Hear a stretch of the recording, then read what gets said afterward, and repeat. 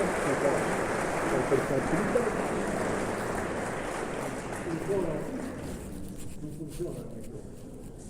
Abbiamo tentato di spegnerlo, nessuno ci è riuscito e poi si è spento da solo. Grazie Mario.